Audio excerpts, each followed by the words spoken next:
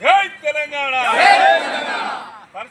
పరిష్కరించాలి జర్నలిస్ట్ సమస్యలను జర్నలిస్ట్ సమస్యలు తెలంగాణలో జర్నలిస్ట్ సమస్యలు తక్షణమే సమస్యలు తక్షణమే తెలంగాణ జై తెలంగాణ తెలంగాణ ఉద్యమకారుల ఐక్యత తెలంగాణ ఉద్యమకారుల ఐక్యత జోహార్ విద్యార్థి అమర వీరులకు జోహార్ విద్యార్థి అమర వీరులకు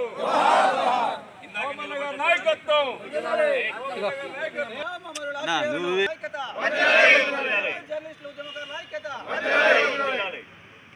జోహార్ తెలంగాణ అమర వీరులకు జోహార్ తెలంగాణ ఉద్యమ అమర వీరులకు పరిష్కరించాలి తెలంగాణ రాష్ట్ర వ్యాప్తంగా ఉన్న జర్నలిస్టుల సమస్యలు వెంటనే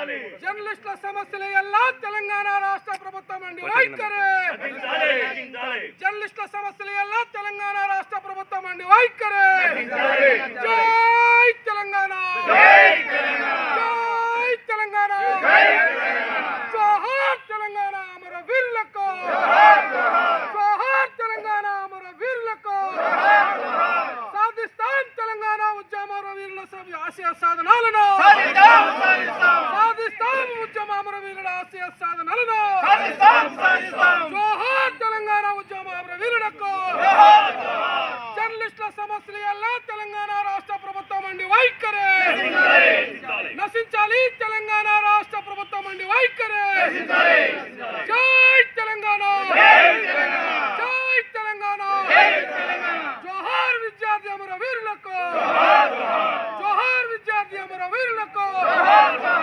జయప్రదం చేయండి ఈ నెల 13న జరిగే జర్నలిస్టుల ఆత్మీయ సమ్మేళన సమావేశాన్ని జయప్రదం చేయండి ఏప్రిల్ 13న ఖమ్మంలో జరిగే జర్నలిస్టుల ఆత్మీయ సమ్మేళన సమావేశాన్ని జయప్రదం చేయండి హైదరాబాద్ లో ఈ నెల 13న జరిగే జర్నలిస్టుల ఆత్మీయ సమ్మేళనాన్ని పరిష్కరించాలి. ముఖ్యంగా ఖమ్మం నడిబొడ్డు నుంచి జర్నలిస్టుల సంఘానికి ఉద్యమకారుల తరపున జేఏసీ తరపున పూర్తి సహాయ సహకారాలు అందిస్తూ ఎన్నో త్యాగాలు చేసి కొట్లాడి సాధించుకున్నటువంటి తెలంగాణలో ఉద్యమకారుల సమస్యలు ఎట్లనైతే కేసీఆర్ అటకెక్కించిండో అట్లాగనే ఈనాడు వచ్చినటువంటి కొత్త ప్రభుత్వం కూడా 2 సంవత్సరాలు అయినప్పటికీ ఎక్కడ కూడా ఉద్యమకారుల గురించి కానీ అమరవీరుల తల్లిదండ్రుల గురించి కానీ జర్నలిస్టుల గురించి కానీ నిరుద్యోగుల గురించి కానీ ఎక్కడ ఎత్తుకున్న పాపన పోలేదు, సమస్యలు పరిష్కరించినటువంటి పాపన పోలేదు.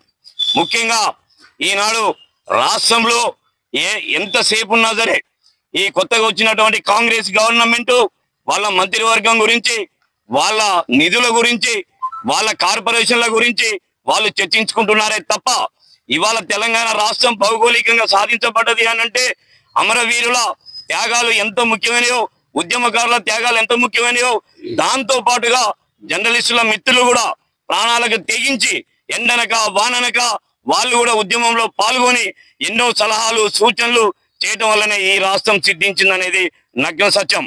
తర్వాత ఈ గవర్నమెంట్ కేసీఆర్ ఎట్లనైతే మాయమాటలు చెప్పి బంగారు తెలంగాణతోని నిధులన్నీ దోచిండో, కాళేశ్వరం ప్రాజెక్టు సంపదనంతా కాళేశ్వరం పేరుతోని కమిషన్లు దోచిండు, సెక్రటరియట్ పేరుతోని దాంట్లో ఉన్న మూలధనాన్ని మొత్తం కూడా కొల్లగొట్టిండు. అట్లాగనే బిడ్డేమో లిక్కర్ దందా చేసింది, కొడుకేమో ఐటీ దందాలు చేసిండు, అల్లుడేమో నీటిపారుదల శాఖతోని ఉన్న ఖజానాన్ని మొత్తం లూటీ చేసిండు. కేసీఆర్ సర్వస్వం లూటీ చేసిండు. అట్లాగే ఇవాళ అసెంబ్లీలో కొత్త గవర్నమెంట్ కేసీఆర్ మీద నిరంతరం గొడవ చేస్తుంది. నీ కుటుంబం దోచింది, నీ కుటుంబం దాచుకుంది అంటున్నారు. ఓకే, ఆ భూములన్నిటిని కూడా బయటికి తీయండి. మీరు ఎట్లాగా హైడ్రా చేశారు, ఆ హైడ్రాని చక్కగా కేసీఆర్ భూముల మీదకి మళ్లించండి. కేసీఆర్ దోచుకున్నటువంటి సంపద కానీ, కేసీఆర్ దోచుకున్నటువంటి భూములు కానీ జర్నలిస్టులకు కానీ ఇవాళ ఉద్యమకారులకు కానీ పంచాలని చెప్పని మేము ఇలా ఖమ్మం నుంచి డిమాండ్ చేస్తున్నాం. మేము పూర్తిగా ఉద్యమకారులం దాదాపు రాష్ట్ర వ్యాప్తంగా 1,00,000 మంది ఉన్నాం. 1,00,000 × 4 వేస్తే దాదాపుగా 40 లక్షల మంది ఇవాళ నీకు సపోర్ట్ ఇస్తాం. కాంగ్రెస్ గవర్నమెంట్ సీఎం గారికి మేము డైరెక్ట్ సూచన చేస్తున్నాం. హైడ్రాని ఖచ్చితంగా కేసీఆర్ ఆక్రమించుకున్నటువంటి దందాలు చేసినటువంటి భూ కబ్జాలు చేసినటువంటి భూముల మీదకి హైడ్రాన్ మళ్లించండి. ఇవాళ జర్నలిస్టు మిత్రులు కానీ ఇవాళ ఉద్యమకారులు కానీ సంపూర్ణమైన సహాయ సహకారాలు అందిస్తామని చెప్పని ఇవాళ ఖమ్మం నుంచి మేము డైరెక్ట్ గా సీఎం రేవంత్ రెడ్డికే మేము సూచన చేస్తున్నాం. మా సంపూర్ణమైన సహాయ సహకారాలతోనే ఇవాళ కాంగ్రెస్ గవర్నమెంట్ అధికారంలోకి వచ్చింది. ఇవాళ ఉద్యమకారులు లేకుండా, అమరవీరుల తల్లిదండ్రులు లేకుండా, ఇవాళ జర్నలిస్టులు లేకుండా మీరు ఇవాళ అధికారంలోకి రాలేదు. కాబట్టి ఆ సంపదని ఖచ్చితంగా వీళ్ళకి చెందాలి. మా సంపూర్ణమైన ఓట్లతోనే మీరు అధికారంలోకి వచ్చారు కాబట్టి ఈ సంపదను కూడా మాకు చెందేటట్టుగా మీరు ఇవాళ హైడ్రాని కేసీఆర్ కబ్జా చేసిన భూముల మీదకి మళ్ళిస్తే జర్నలిస్టులు కానీ ఉద్యమకారులు కానీ మీకు సంపూర్ణమైన సహకారం అందిస్తామని చెప్పని మేము ఇవాళ ఖమ్మం జిల్లా నుంచి ఇవాళ ఈ ఉద్యమకారుల ఈ జర్నలిస్టుల సమస్యల పరిష్కారం కోసం వచ్చినటువంటి వాళ్ళకి మేము సంపూర్ణమైన సహకారం ఎట్లయితే అందిస్తున్నామో అట్లాగే గవర్నమెంట్ కూడా అట్లాంటి సహకారం అందిస్తామని చెప్పని మేము ఇక్కడి నుంచి మేము తెలియజేస్తున్నాం. మిత్రులారా, మీరు ఖచ్చితంగా ఈ గవర్నమెంట్ రేపు జరగబోయే అటువంటి పోరాటాలన్నింటికి మీరే బాధ్యత వహించాల్సి వస్తుంది.